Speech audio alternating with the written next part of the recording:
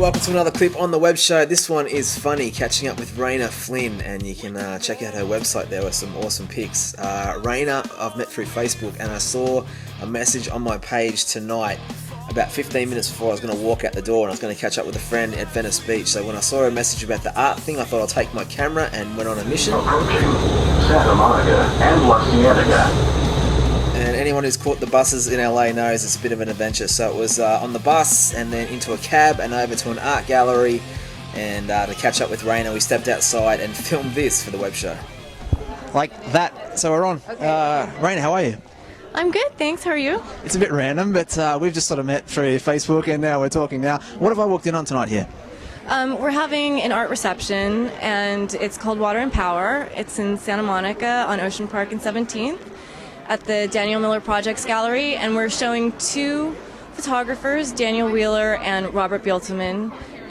One of the artists, Robert Bielteman, deals with power, and he electrocutes plants on a photonegative and zaps them with 40,000 volts of electricity. Okay. And Interesting hobby. It is. Yeah. He's electrocuted himself several times, a couple pretty, Serious. he's pretty seriously. Yeah. And so that's quite interesting, and he does it completely without a camera, and then he uses Kirlian photography on top of that and modifies that with a fiber optic wand, which he paints with light on the photonegative, and so he creates these amazing photographs. And then Daniel Wheeler, who's here at the gallery with us, has this series called GULP, which stands for Generative Urban Landscape Project. And these photographs are taken under residential pools throughout Los Angeles. And Again, interesting hobby. it is an interesting hobby, knocking on people's doors and climbing over fences and trying to get, he's a bit of a rebel. So both artists are quite different and don't do, the regular sort of photography that we're used to seeing. So they're interesting.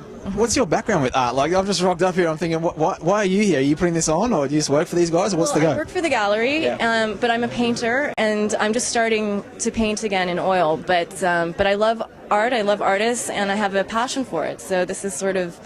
How old were you when you first did your first little scribbly drawings and thought, I want to do this for a living? Well, I never thought I'd do it for a living, but once I was in high school, I always had sort of a natural gift, an inclination towards the arts. But when I was in high school, I decided I wanted to become a fashion designer, and my parents did not approve, and so it's taken a while, but finally I've come to the conclusion that this is sort of my passion. I have to follow it. So yeah. Good for you, because when I looked on your page, there's some pretty amazing photos there. So how did the modelling thing come into it then? What's the go with that? Well, I followed my mother to Los Angeles and kind of just fell into it once I was here, and I love the creative process of putting photos together, and so I'll help style them as well, and so it's a creative process as well. So yeah, and I love fashion and I love photography, so the two go well hand in hand. And your bio on your site's pretty cool. Like a pretty interesting childhood you had, isn't it? Thank you. Yeah, I was. My father was a U.S. diplomat,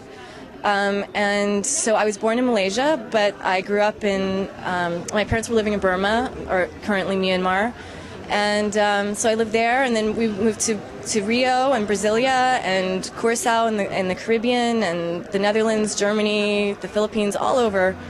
And I went to international schools, and my mother is she's half Chinese, half English, and so I'm a quarter Chinese, a quarter English, and my father's Irish American from San Francisco. And it's coming together pretty good. Interesting. But yeah, I ended up in LA. I lived in Trinidad and Tobago before I moved here. It's amazing, actually, when you look back on it.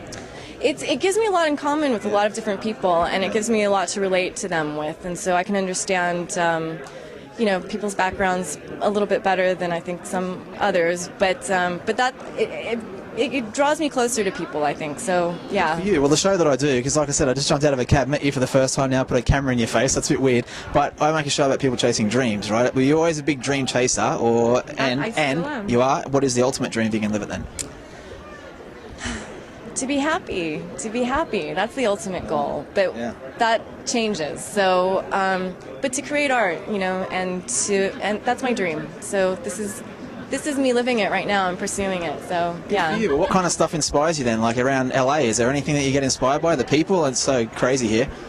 The people are definitely interesting, yeah, and they come from all over, and most are transplants, so that's interesting. And I felt that I've always been a transplant, moving from place to place. So, in a way, I fit in because nobody's from here, and I'm not either. But